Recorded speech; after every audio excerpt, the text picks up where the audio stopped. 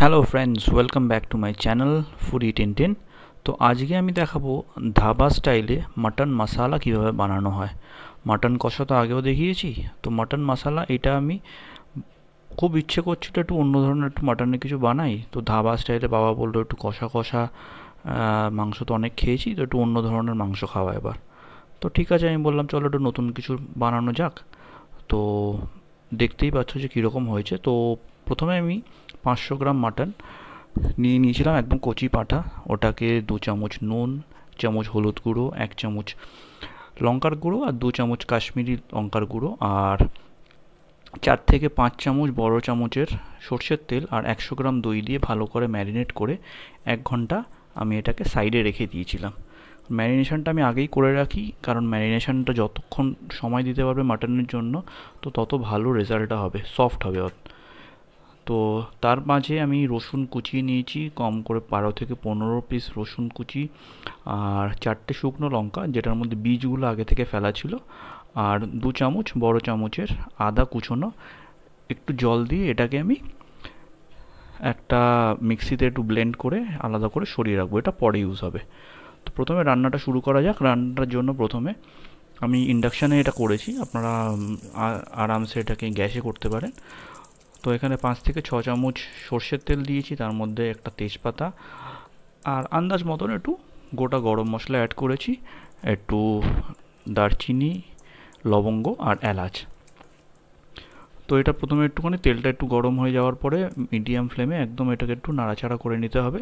একটু এরপরে এর মধ্যে 5টা পেঁয়াজ স্লাইস করে অ্যাড করে দেবো। এটাকে একটু ভালো করে নাড়াচাড়া করতে হবে মিডিয়াম ফ্লেমে, যতক্ষণ না এটা একটু সফট হচ্ছে আর কালারটা একটু একটু গোল্ডেন ব্রাউন টাইপের হয়ে যাবে। তো এর মধ্যে আমি একটু নুন মিশিয়ে দিয়েছি, 1 চামচ নুন দিয়ে এটাকে নাড়াচাড়া করতে হবে। নুনটা আগে দিলে পেঁয়াজটা তাড়াতাড়ি রান্নাটাও হয়, সফটনেসটা তাড়াতাড়ি এসে যাবে। তো এরকমভাবে বেশ কিছুক্ষণ রান্না করতে হবে যতক্ষণ না এটা একটু গোল্ডেন ব্রাউন কালারের হচ্ছে। তো আস্তে আস্তে যখন গোল্ডেন ব্রাউন কালারের হয়ে যাবে, পরের স্টেপটা হবে যে ম্যারিনেটেড মাটন যেটা আছে সেটাকে অ্যাড করে ওটাকে এর সাথে ভালো করে কষাতে হবে। তো এখন দেখতে পাচ্ছেন মোটামুটি একটু কালারটা আস্তে আস্তে চেঞ্জ হচ্ছে। এই কালারটা এবার একটু চেঞ্জ হয়ে এসছে, একটু সফটও হয়ে গেছে পেঁয়াজটা। এর মধ্যে এবার আমি ম্যারিনেট করা মাটনটা, যেটা আমি 1 ঘন্টা ধরে ম্যারিনেট করেছি, সেটাকে অ্যাড করে নেবো। অ্যাড করে এটাকে ফ্লেমটা মানে গ্যাসের ফ্লেমটা আপনারা যখন গ্যাসে করবেন গ্যাসের ফ্লেমটা অ্যাডজাস্ট করতে হবে। আমি যেহেতু ইন্ডাকশানে করেছি, সো পাওয়ারটাকে একটু কম বেশি করে করে এটাকে একটু রান্না করতে হবে। অনেকে আবার ম্যারিনেশনের সময় পেঁয়াজটাকে অ্যাড করে দেয়, তো ওটা দিয়ে রান্না করে, বাট আমি এই পদ্ধতিটাই প্রেফার করি। তো এটাতে আমার এটাই ভালো লাগে আর এটাতে টেস্ট অনেকটা ভালো হয়। সো এবার এটাকে একটু মিডিয়াম টু হাই ফ্লেমে এটাকে এবার একটু আমি কষিয়ে ভালো করে মশলাটা যাতে মিশে যায় আর পেঁয়াজের রসটাও যাতে মাংসের সাথে মেশে, এটাকে একটু খেয়াল রাখতে হবে। সো মিডিয়াম টু হাই ফ্লেমে এটাকে করতে হবে, অ্যারাউন্ড 7 to 8 মিনিটস এটাকে করতে হবে। আস্তে আস্তে মাংস থেকে জলটাও ছাড়া আরম্ভ করবে। মাংস থেকে দেখতে পাচ্ছেন জলটা একটু ছেড়েছে, একটু একটু রানিও হয়ে এসছে, মানে একটু জলটা যেহেতু বেরিয়েছে পেঁয়াজের সাথে মিশে একটু গ্রেভি গ্রেভি টাইপেরও হয়ে এসছে। তো আস্তে আস্তে এরকমভাবে পুরো রান্নাটাকে করে যেতে হবে। এরপরে আমি 2 চামচ বড় চামচের ধনে গুঁড়ো অ্যাড করে দিয়েছি। ধনে গুঁড়ো আমি ম্যাক্সিমাম রান্নাতেই ইউজ করি, যেহেতু আমি একটা খুব পছন্দ। বাট অনেকে ভাবে যে যেহেতু খালি নিরামিষ রান্নাতেই ধনেটা ইউজ হয়, বাট মাংসর রান্নাতে মানে স্পেশালি মাটন রান্না করতে গিয়ে ধনে যদি অ্যাড করা হয় এটা ফ্লেভারটা অনেকটাই এনহ্যান্স হবে। সো এরকমভাবে এবার আরও 7 থেকে 8 মিনিট এটাকে একটু মিডিয়াম টু হাই ফ্লেমে এটাকে একটু নাড়াচাড়া করতে হবে। আর একটু দেখে নিতে হবে, ইভেন ননস্টিক থাকলেও এটা লেগে যেতে পারে যেহেতু দই দিয়ে ম্যারিনেট করা, তো সেটা যাতে না হয়, তো সেই জন্য মাঝে মাঝে একটু নাড়াচাড়া করে রান্নাটা কন্টিনিউ করে যেতে হবে। এবার আস্তে আস্তে আর একটু জল ছাড়বে, একটু তেল বেরোবে, গ্রেভিটাও আস্তে আস্তে একটু ঠিক হতে থাকবে। এবার দেখতে পাচ্ছ আস্তে আস্তে একটু রঙটাও একটু আস্তে আস্তে চেঞ্জ হচ্ছে। সো এরকমভাবে যত কষানো হবে তত মাটনটা সফট হবে আর তত ভালো কালারটাও আসবে। এবার একটুখানি নাড়াচাড়া না করে একটুখানি কিছুক্ষণ রেখে দেবো। রেখে দেওয়ার ফলে এই যে সাইড দিয়ে তেল বেরিয়েছে দেখতে পাচ্ছ, তেলটা বেরোবে যত তত ভালো হবে আর টেস্টটা ওটাতেই বাড়ে। এরপরে আমার যে ব্লেন্ড করা যে রসুন, আদা, শুকনো লঙ্কার যে পেস্টটা ছিল ওটাকে মিশিয়ে এটাকে একটু হাই ফ্লেমে রান্না করব, ভালো করে মিশিয়ে নেব। এবার এই মিশ্রণটা দেওয়ার ফলে কালারটা আরেকটু একটু ভালো হবে। আর শুকনো লঙ্কা যেটা আমি অলরেডি মানে পেস্ট করেছি সেটাতে যেহেতু বীজ ছিল না, তো সেটা একটু কালারটা এনহ্যান্স করবে। সো এরকমভাবে যখন আপনারা রান্না করবেন, বীজ ফেলে দিয়ে কালারের জন্য শুকনো লঙ্কাটা এরকমভাবে ইউজ করতে পারবেন। তো দেখতে পাচ্ছেন এখন অনেকটা জলও বেরিয়েছে, প্লাস তেলও ছেড়েছে। সো আস্তে আস্তে মাটনটা বেশ অনেকটাই রান্না হয়ে এসছে। সো এই স্টেপসটাই কন্টিনিউ করে যেতে হবে, কখনো আঁচটা বাড়িয়ে কখনো কমিয়ে, আপনাদের মানে সুবিধা অনুযায়ী ওটাকে কন্টিনিউ করে যেতে হবে। সো মাটনটা বেসিক্যালি আমার মানে রোববার হলে মাটনের একটা কিছু বানানোর চেষ্টা করি সবসময়। তো ম্যাক্সিমাম টাইমই মাটনের ঝোল বা মাটন কষাই বানানো হয়।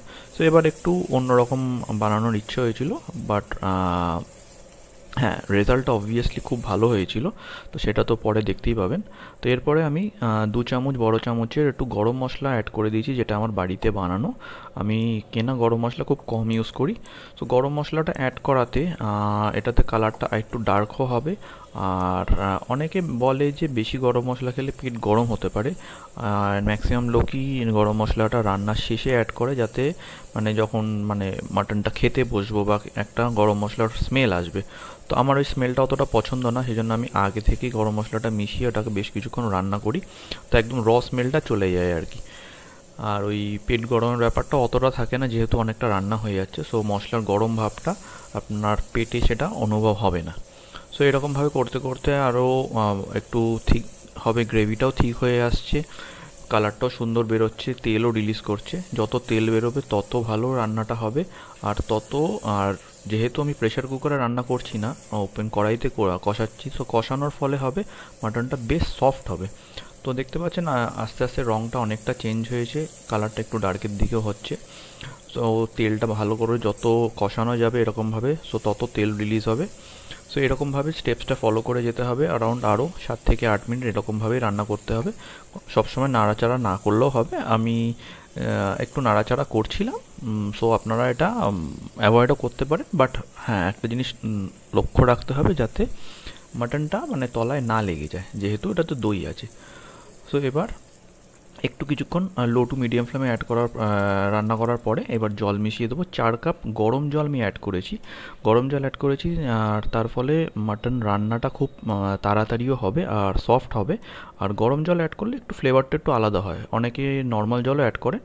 সো এটা একটা টিপস। সো কখনো এরকম করতে গেলে গরম জলটা অ্যাড করবেন, তাতে রান্নাটা অনেক বেটার হবে আর মাটন রান্নাটা অনেক তাড়াতাড়িও হবে। সো এটা 10 মিনিটের মতো আমি করেছিলাম। 10 মিনিট হয়ে যাওয়ার পরে এটাকে একটু নাড়াচাড়া করে নিয়েছি, ভালো করে একটু ঝোলটা একটু মিশিয়ে নিয়েছি। সো এবার ফ্লেমটাকে একটু হাই করার পরে এটাকে একটুখানি জলটা একটু টানাতে হবে। সো যেহেতু এটা ঝোল না, একটু মাটন মশলা, সো একটু গ্রেভিটা ঠিক হবে। সো রান্নাটা মোটামুটি অলমোস্ট কমপ্লিট হয়েই এসছে। সো আমরা এখন একটু ওয়েট করবো যে আরেকটু যাতে একটু তেলটা রিলিজ করে আর ভালো করে মশলাগুলো একদম মাটনের মধ্যে ঢুকে যায়। তো আমি অলরেডি চেক করে নিয়েছিলাম, মাটনটা এর মধ্যে অলরেডি রান্না হয়ে গেছে, সফট হয়েই গেছে। সো ক্যামেরাটা অফ হয়ে গেছিলো বলে ওটা দেখাতে পারিনি।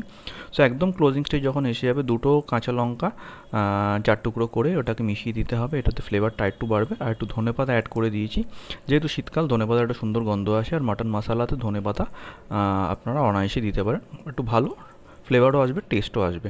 সো রান্নাটা কমপ্লিট, এবার প্লেটিং। সো পছন্দ মতো পাত্রে এটাকে আমি ঢেলে নিয়েছি, আপনারা যেখানে ইচ্ছে মানে পছন্দ মতো পাত্রে ঢেলে নিতে পারেন। সো কালারটা খালি দেখুন, এটা আমি রুটি দিয়ে খেয়েছি। বেসিক্যালি আমি মাটন কষা বানালে সবসময় পরোটা প্রেফার করি, বাট এবার রুটি দিয়ে এটা খেয়েছিলাম, যেহেতু মাটন মশলা। সো এরকম টাইপের মাটনের রেসিপি আপনারা রোড সাইড ধাবাতে খুব পাবেন। সো একদম মানে খুব দারুণ একটা টেস্ট হয়েছিল। সো এটা ডেফিনেটলি ট্রাই করবেন। মাটনের ঝোল আর মাটন কষা তো সবসময় খাওয়া হয়, এটা ডেফিনেটলি ট্রাই করবেন। অ্যান্ড আই ক্যান গ্যারেন্টি মানে সবারই খুবই ভালো লাগবে। চ্যানেলটা প্লিজ সাবস্ক্রাইব করবেন যদি এখনও না করে থাকেন, আর যদি ভালো লাগে তো প্লিজ কমেন্ট করে জানাবেন আর লাইক করবেন। সো পরের ভিডিওতে দেখা হচ্ছে, টিল দেন বাই বাই।